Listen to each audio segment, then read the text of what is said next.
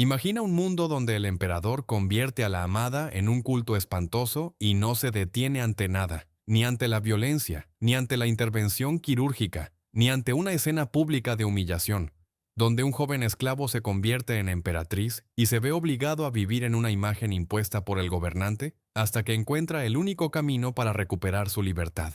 Verás cómo el amor se transforma en obsesión y el poder absoluto en el castigo más aterrador. En este video revelaremos detalles impactantes, desde el golpe fatal de la esposa adoptiva hasta los rituales secretos que convirtieron a Sporus en una marioneta viviente. Mira hasta el final. Allí te espera un desenlace que te hará reconsiderar el verdadero precio del poder. Imagina que caminas por el bullicioso foro de Roma en el año 67 después de Cristo, y de repente tu atención es capturada por una pareja inusual junto a la columnata sur.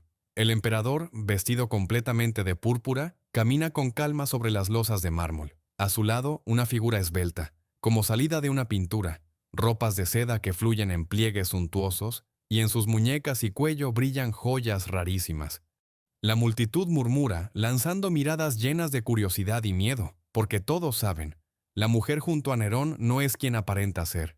Detrás de la máscara de joven belleza se oculta un muchacho llamado Sporus, y lo que le sucedió es mucho más siniestro de lo que puedes imaginar. Una sombra apenas perceptible de inquietud cruza los rostros presentes cuando el emperador rodea con suavidad la cintura de su acompañante, como si temiera que ella se desvaneciera en el aire. Detrás suenan los lectores, empujan los vendedores de especias exóticas, pero en ese instante todo se detiene. Cada corazón late más rápido. Nadie sabe con certeza qué ocurrió primero: la misteriosa desaparición de la primera compañera de Nerón o la repentina aparición de esta nueva emperatriz.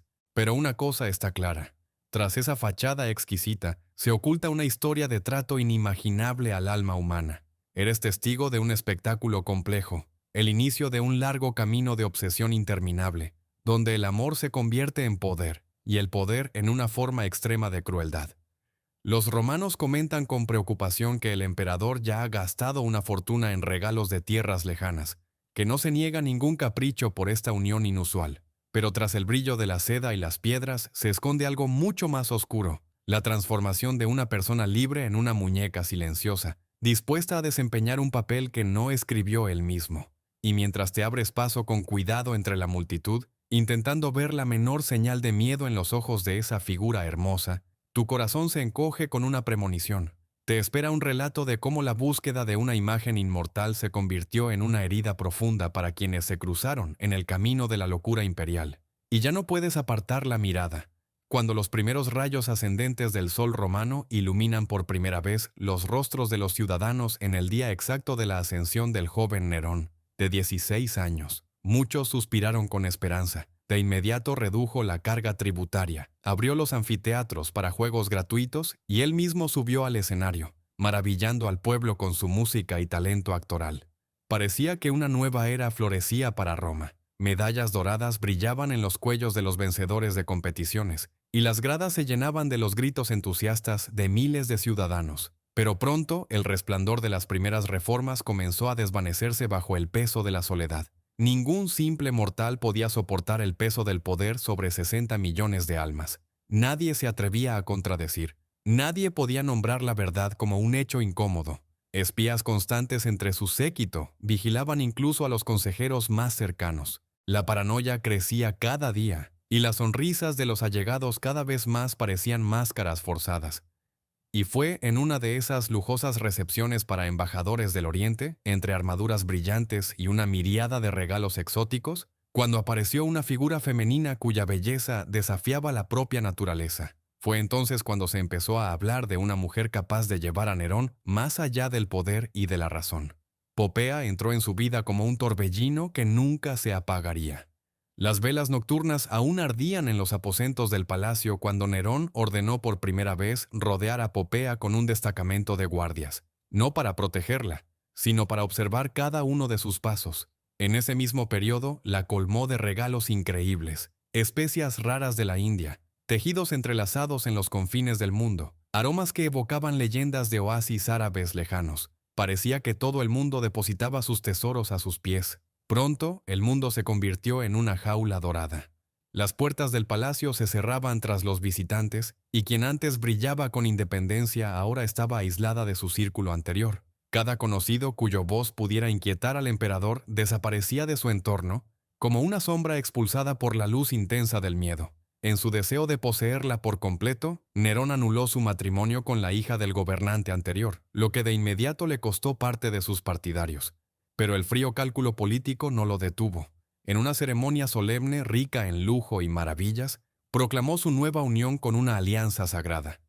Lámparas doradas iluminaban el suelo de mármol sobre el que caminaban los dos aliados, pero en los corazones de los presentes no crecía la alegría, sino la inquietud. En el silencio de los aposentos privados, el emperador creaba un panóptico infinito de imágenes. Por todo el palacio colgaban retratos y estatuas de Popea, repitiendo cada curva de su rostro. Pasaba horas contemplando estas encarnaciones del deseo, olvidando el mundo exterior, sin comprender que de este modo no ataba a una persona libre, sino solo a un reflejo de su propia voluntad. Mientras tanto, Popea, acostumbrada al poder de la palabra y la mirada, ya buscaba maneras de conservar su patrimonio y seguridad.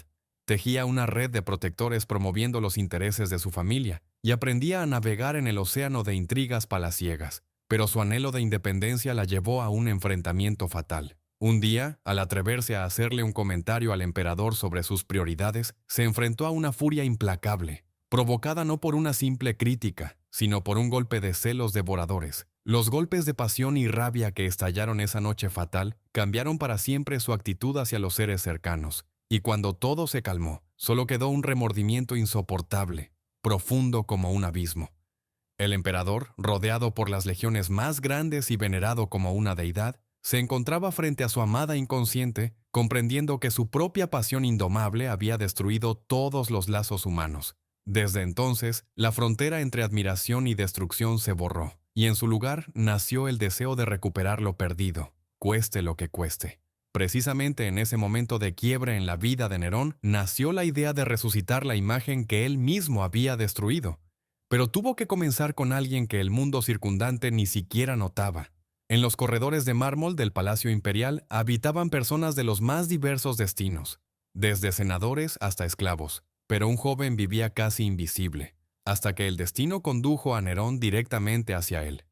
Sporus, libre por nacimiento pero criado en la corte, recibió una educación destinada al servicio administrativo, escritura, derecho, oratoria, servicio tanto en las oficinas como en la administración. Su posición como siervo libre le otorgaba más privilegios que a muchos nacidos en las provincias, pero al mismo tiempo lo hacía completamente dependiente de la voluntad del emperador. Un día, al pasar por el salón del balasto, donde se almacenaban utensilios valiosos y vasos exóticos, Nerón se detuvo porque vio algo familiar.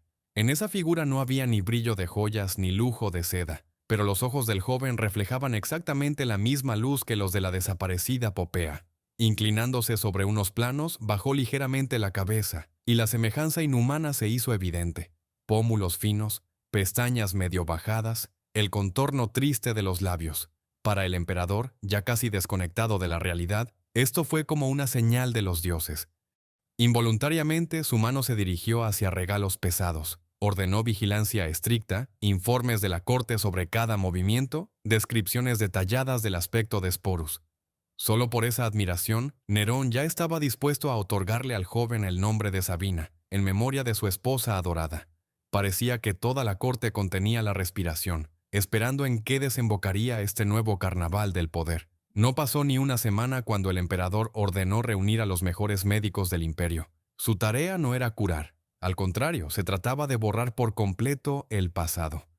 Bajo la luz tenue de lámparas de aceite se preparaban para una operación donde el brillo frío de los instrumentos servía como herramientas para la remodelación forzada del cuerpo. A Sporus no se lo trataba como a una persona, sino como a un material para el proyecto imperial. Cada corte, cada sutura, se realizaba bajo la amenaza de ejecución si había error. En los amplios aposentos de Sporus se realizaban pruebas de vestuario, sedas bordadas con perlas, túnicas, diademas brillantes. Pero cuando la tela tocaba su piel, el joven no sentía nobleza, sino desesperanza, como si una identidad ajena se pusiera a su propio rostro. Los espejos reflejaban una imagen sin escapatoria, rasgos ajenos, recuerdos extraños, Hora tras hora, día tras día, agotado por la vigilancia constante y las lecciones de modales femeninos, aprendía a caminar, hablar y sonreír como si hubiera vivido toda su vida una vida ajena.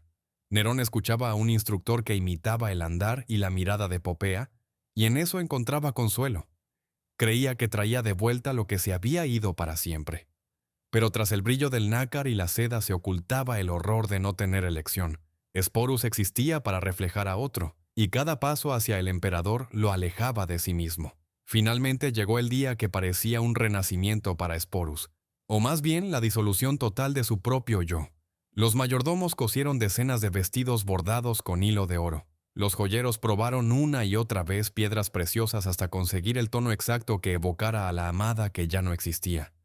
Bajo la brida del miedo y el cuidado, Sporus aprendía a sentarse con los tobillos cruzados, a bajar la mirada suavemente y a cubrir las manos con una tela ligera como si fueran alas. Le rizaban el cabello de manera que cada espiral reflejara la suavidad de la gracia femenina, y los maquilladores difuminaban el rubor con una técnica obligatoria pero ajena. Cuando llegó la hora de la ceremonia, las puertas del palacio se abrieron ante una procesión interminable de antorchas y dignatarios vestidos de púrpura. En la penumbra del salón de mármol, Sporus apareció rodeado de flautistas y sirvientas que llevaban panes sagrados y vasos rituales. El silencio oprimía el ambiente más que cualquier cadena, y solo el susurro hipnotizante de la seda y el tintinear de copas de cristal lo rompían. Nerón, vestido con lo más costoso, dio un paso al frente, tomó la mano del joven cautivo y pronunció palabras que sonaban al mismo tiempo como una promesa y como una sentencia. Desde ese momento eran inseparables. Tras el rito, toda la multitud de miles de personas admitida al festín ofreció regalos: lingotes de oro, vestimentas rarísimas, frascos con esencias. En el salón resonaban aplausos sordos, suspiros de asombro, de miedo y de una inquietud difícil de nombrar. Sporus permanecía inmóvil, como una estatua, como si se despidiera del sueño de ser él mismo. En los días siguientes le asignaron una pequeña casa dentro del complejo palaciego y un sacerdote tutor cuya misión era mantener vivo el espíritu de la difunta. Pero bajo el brillo del confort prometido se ocultaba un miedo crónico. Una entonación equivocada, un gesto imprudente, podían convertirse en un error fatal. Cada paseo con Nerón se parecía ahora a una representación teatral, donde cada mirada del joven era leída y evaluada por el emperador. Salían a las calles y los transeúntes no podían comprender lo que veían. ¿Un emblema viviente del poder o una parodia cruel de la felicidad perdida? Sporus aprendía a lucir impecable todo el tiempo, como si cada momento en escena fuera la última oportunidad de complacer a su destino. Pero detrás de esa farsa, tras cada paso meticulosamente calculado, se extendía una cicatriz invisible, una herida del yo aplastado que no dejaba de arder por el hecho de que a nadie se le ocurría darle derecho siquiera a respirar por sí mismo. Por las mañanas, mientras Atenas apenas despertaba bajo la luz pálida del amanecer, la imagen de la emperatriz en su carro entraba al altar de la ciudad. Un cortejo ricamente bordado, con Nerón en el trono y Sporus a su lado en el lecho, vestido con mantos domicianos y coronado. En las bahías, los conocedores locales del arte al principio se maravillaban. El emperador músico tocaba melodías en la cítara y su emperatriz deslizaba con elegancia entre columnas, como si representara un mito antiguo. Pero en el alma de cada espectador quedaba la pregunta: ¿por qué una imagen tejida de seda y piedras no provocaba admiración, sino un dolor sutil, una incomprensión? En Corinto, los rumores sobre los lujos de Nerón viajaban más rápido que las ruedas de su carro. Artesanos comunes y filósofos comentaban que en aquel espectáculo había más teatro que realidad. Extranjeros susurraban sobre la extraña pareja, sobre cómo el gobernante romano transformó a un joven solitario en una estatua viviente y obligó al mundo egeo a rendirle culto. Para Sporus, cada fiesta se volvía una prueba: el calor sofocante de Gelas, los asientos estrechos en los teatros, los interminables rituales de saludo, donde debía mantener posturas perfectas, como si no fuera una persona con alma y recuerdos, sino un simple talismán del esplendor imperial. Pronto llegaron al palacio noticias alarmantes. Estallaban rebeliones en las fronteras lejanas. Las legiones fieles se pasaban al bando de gobernadores rebeldes, y en la propia capital circulaban rumores de traición entre los pretorianos. El emperador, acostumbrado a los aplausos de la multitud, sintió por primera vez el frío presagio del peligro. Canceló todas las representaciones fastuosas y ordenó apresuradamente reunir un convoy con la esperanza de escapar de la tormenta que se avecinaba. La noche de la partida cayó de forma tan repentina que Sporus, habituado a un horario milimétrico, apenas tuvo tiempo de cambiar los mantos por capas de viaje. Solo los sirvientes más leales los acompañaron, y aun entre ellos reinaba el miedo. Abandonar a la emperatriz era equivalente a traición. Cuando las carrozas finalmente se pusieron en marcha, ante Sporus se abrió la noche salvaje, y al frente apenas se veían las luces fantasmales de una finca solitaria en las colinas, fuera de los muros de Roma. El camino a la villa, más allá de la ciudad, parecía un sueño. Una avenida sombreada, portones mudos, el chirrido lejano del acero. Nerón, normalmente autoritario y audaz, se volvía cada tanto para asegurarse de que seguía a su lado aquel que para él se había convertido en la encarnación de su pérdida. Sporus respondía con una mirada silenciosa, pero en sus ojos ya no se reflejaban el lujo ni la pompa. Solo latía el cansancio y una resolución tranquila: no desaparecer del todo. Al amanecer del día siguiente, los rumores del levantamiento se volvieron realidad. Los destacamentos provinciales se rebelaron contra el emperador, los pretorianos abandonaron la guardia del palacio y el Senado, casi por unanimidad, declaró a Nerón enemigo del Estado. En los corredores entrelazados por sombras, el emperador sintió cómo los frágiles cimientos de su poder se desmoronaban y en pánico dio la orden de abandonar Roma. Sporus, aún vestido con sedas finas y con la melena de rizos cuidadosamente peinados, fue el único que Nerón no pudo dejar atrás. La imagen de su ideal perdido caminaba junto a él como el último fragmento de su grandeza extinguida. El camino desde las puertas de la ciudad hasta la villa apartada tras las colinas se asemejaba a una procesión fúnebre. Las carrozas gemían bajo el peso del miedo y la carga, y entre el séquito se percibía una desesperación febril. Nerón, quien había soñado con escenas dramáticas sobre los escenarios teatrales, ahora se convertía en un fugitivo, deteniéndose a cada paso para asegurarse de que Sporus seguía caminando.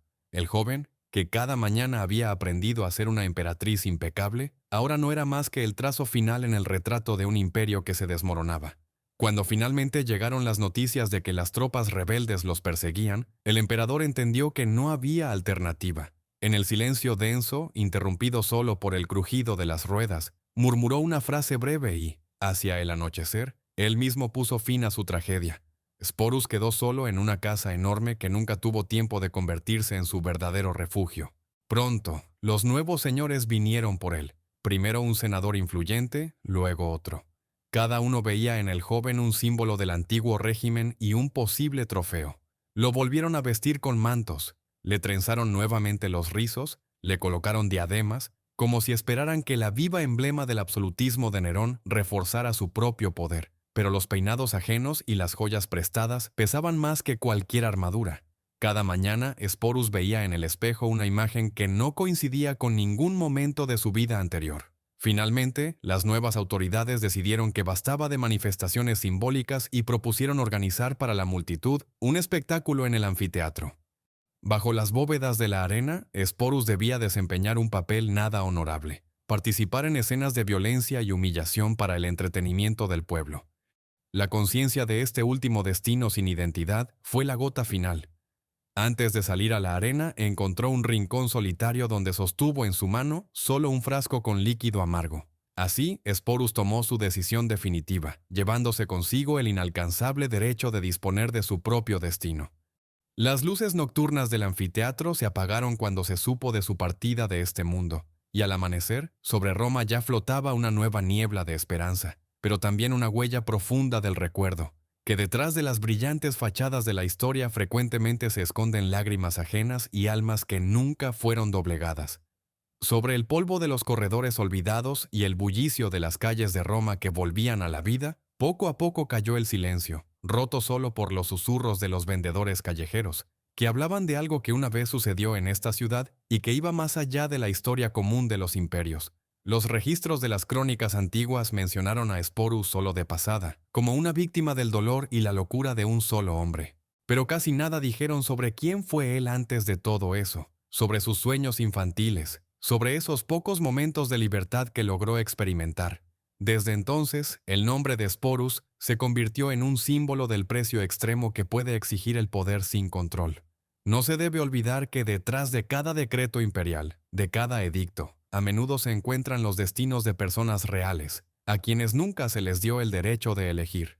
En esta ciudad, donde las construcciones majestuosas y las 7 colinas parecen eternas, lo verdaderamente inmortal es solo la lección de la necesidad de recordar el respeto por el yo humano y la fragilidad de aquellos a quienes estamos acostumbrados a ver solo como parte de grandes relatos. Al contemplar los fragmentos desmoronados de las salas de mármol, por primera vez tras tantos siglos, recordamos no solo nombres y fechas, sino también el fantasma de un joven cuya última voluntad se convirtió en un grito de resistencia contra el olvido.